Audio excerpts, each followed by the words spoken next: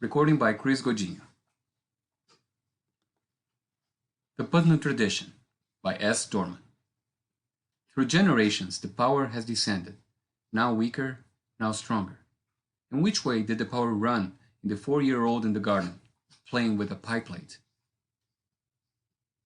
It was an old house, not far from the coast, and had descended generation by generation to the women of the Putnam family. Progress literally went by it. A new 4-lane highway had been built 200 yards from the ancient lilacs at the doorstep. Long before that, in the time of Cecily Putnam's husband, power lines had been run in, and now on cold nights the telephone wires sounded like a concert of cellos, while inside, with a sound like the breaking of beetles, the grandmother Cecily moved through the walls in the grooves of tradition. Simone Putnam, her granddaughter. Nina Putnam, her great-granddaughter. The unbroken succession of matriarchs continued, but times the old woman thought that in Simone was weakened, and she looked at the 4-year-old Nina askance, waiting for some good sign. Sometimes one of the Putnam women had given birth to a son, who grew sickly and died, or less often grew healthy and fled. The husbands were usually strangers to the land, the house, and the women, and spent a lifetime with the long-lived Putnam wives, and died, leaving their strange signs: telephone wires, electric lights, water pumps, brass plumbing. Sam Harris came and married Simone, bringing with him an invasion of washer, dryer, toaster, mixer, coffee master, until the current poured through the walls of the house with more vigor than the blood in the old woman's veins. "You don't approve of them," Simone said to her grandmother. "It's his trade," Cecily Putnam answered. "Our men have been carpenters, or farmers, or even schoolmasters. But an engineer!" Simone was washing the dishes, gazing out across the windowsill, where 2 pink and white murex shells stood, to the tidy garden beyond, where Nina was engaged in her private games. She dried the dishes by passing her hand once above each plate or glass, bringing it to a dry sparkle. He saved wearing the dish towels. It didn't amuse her. "Sam's not home very much," she said in a placating voice. She herself had grown terrified, since her marriage, that she wouldn't be able to bear the weight of her past. She felt its power in her and couldn't carry it. Cecily had brought her up, after her father had disappeared and her mother had died in an unexplained accident. Daily she saw the reflection of her failure in the face of her grandmother, who seemed built of the same seasoned and secure wood as the old Putnam house. Simone looked at her grandmother, whom she loved, and became a mere vapor. "He's not home so much," Simone said. Her face was small, with a pointed chin, and she had golden red hair which she wore loose on her shoulders. Nina too had a small face, but it was neither so pale nor so delicate as her mother's, as if Sam's tougher substance had filled her out and strengthened her bone structure. If it was true that she, Simone, was a weak link, then Sam's strength might have poured into the child, and there would be no more Putnam family and tradition. "People don't change that easily," the old woman said. "But things," Simone began. The china, which had a history of 5 generations, slipped out of her hands and smashed. Sam's toaster wouldn't toast or pop up. Simone couldn't even use the telephone for fear of getting a wrong number, or no number at all. "Things, things," her grandmother cried. "It's blood that counts. If the blood is strong enough, things dissolve.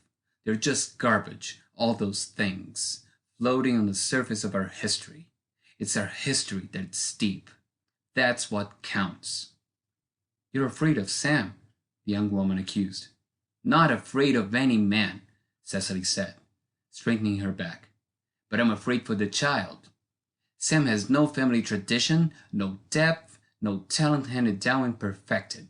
A man with his head full of wheels and wires." Simone loved him. She leaned on him and grew about him, and he supported her tenderly.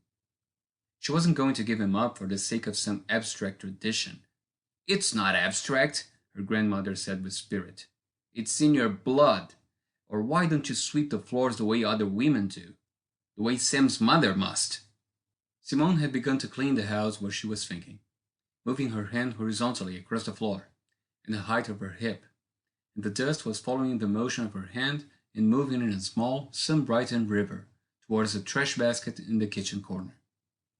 Now Simone raised her hand to her face to look at it, and the river of dust rose like a serpent and hung a foot below her hand. Yes, she agreed. At least I can clean the house. If I don't touch the good china and look where I'm going. The old woman said again, angrily. Don't feel so sorry for yourself. Not for myself, Simone mumbled, and looked again towards the garden, where her daughter was doing something with 3 stones and a pipe plate full of spring water. I do despair of Nina, Cecily said, as she was said before. She's 4 and has no appearance, not even balance. She fell out of the apple rose tree and couldn't even help herself. Suddenly the old woman thrust her face close to the granddaughter. It was smooth, round, and sweet, as a young kernel of corn. The eyes, sunk down under the bushy green brows, were cold and clear gray. Simone, the old woman said, you didn't lie to me? You did know she was falling, and couldn't get back in time to catch her? A shudder passed through Simone's body. There was no blood in her veins, only water. No marrow in her bones. They were empty, and porous as a bird's. Even the roots of her hair were weak, and now the sweat was starting out on her scalp as she faced her grandmother and saw the bristling shapes of 7 generations of Putnam women behind her. You lied, the old woman said. You didn't know she was falling. Simone was a vapor, a mere froth, blowing away in the first breeze. My poor dear, the old woman said in a gentle voice. But how could you marry someone like Sam? Don't you know what will happen? He'll dissolve us, our history, our talents, our pride. Nina is nothing but an ordinary little child. She's a good child, Simone said, trying not to be angry. She wanted her child to be loved, to be strong. Nina isn't a common child, she said, with her head bent. She's very bright. A man with his head full of wheels, who's at home with electricity and wires, the old woman went on. We've had them before, but never allowed them to dominate us. My own husband was such a man, but he was only allowed to make token gestures, such as having the power lines put in. He never understood how they worked. She lowered her voice to a whisper. Your Sam understands. I've heard him talk to the water pump. That's why you're afraid of him, Simone said. Not because I'm weak and he might take something away from me, but because he's strong and he might give us something. Then everything would change, and you're afraid of that. Nina might be our change.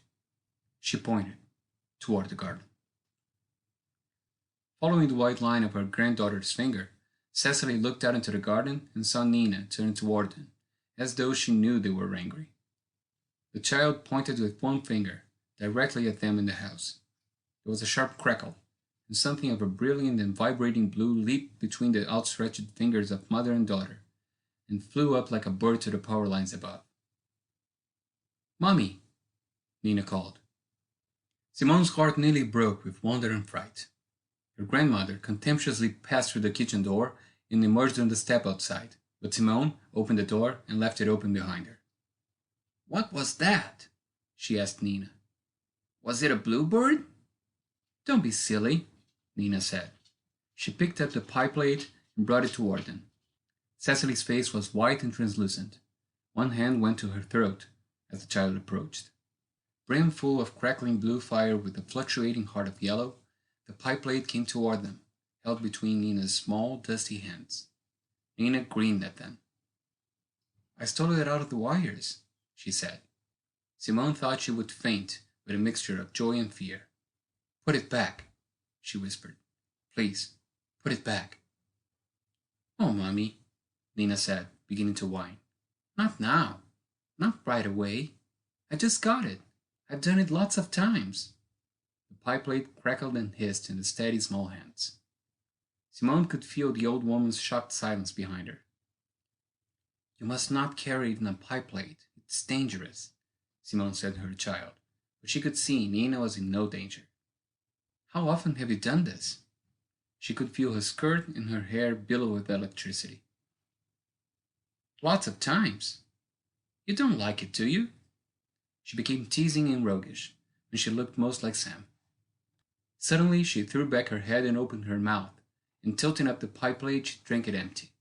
Her reddish gold hair sprang out in crackling rays around her face, her eyes flashed and sparks flew out between her teeth before she closed her mouth. Nina! The old woman cried, and began to crumble, falling slowly against Simone in a complete faint. Simone caught her in trembling hands and lowered her gently. She said to her daughter, You mustn't do that in front of Grandy. You're a bad girl. You knew it would scare her. And to herself she said, I must stop babbling. The child knows I'm being silly. Oh, isn't it wonderful? Isn't it awful? Oh, Sam, how I love you. Daddy said it would scare you, Nina admitted. That's why I never showed you before. Her hair was softly falling into place again, and she was gazing curiously at her great-grandmother lying on the doorstep. It did scare me, Simone said. I'm not used to it, darling, but don't keep it secret any more. Is Grandy asleep? Simone said hastily. Oh, yes, she's taking a nap. She's old, you know, and likes to take naps. That's not a nap, Nina said, leaning over and patting the old woman's cheek. I think she's having a bad dream. Simone carried her grandmother into the house. If that old tired heart had jumped and floundered like her own, that must be some damage done to it. If anything happened to her grandmother, the world would end, Simone thought. He was furious with Nina, and at the same time full of joy for her. Cecily Putnam opened her eyes widely, and Simone said, It does change, you see, but it's in the family after all. The old woman sat upright quickly. That wicked child, she exclaimed. To come and frighten us like that! She ought to be spanked. She got up with great strength and rushed out to the garden. Nina! She called imperiously. The child picked up one of the small stones from the pie plate, now full of spring water, and came to her great-grandmother. I'll make something for you, Granny, she said seriously. She put the stone in the palm of her hand, and breathed on it, and then held out her hand and offered the diamond. It's lovely. Thank you, the old woman said with dignity, and put her hand on the child's head. Let's go for a walk, and I'll show you how to grow rose apples. That's more becoming to a young lady. You slept on the step. Ah, I'm old, and I like to take little naps, Cecily answered. Simone saw them disappear among the apple rose trees side by side. She was still trembling, but gradually, as she passed her hand back and forth, and the dust followed, moving in a sparkling river towards the trash basket, Simone stopped trembling and began to smile, with the natural pride of a Putnam woman. The end of The Putnam Tradition by S. Dorman.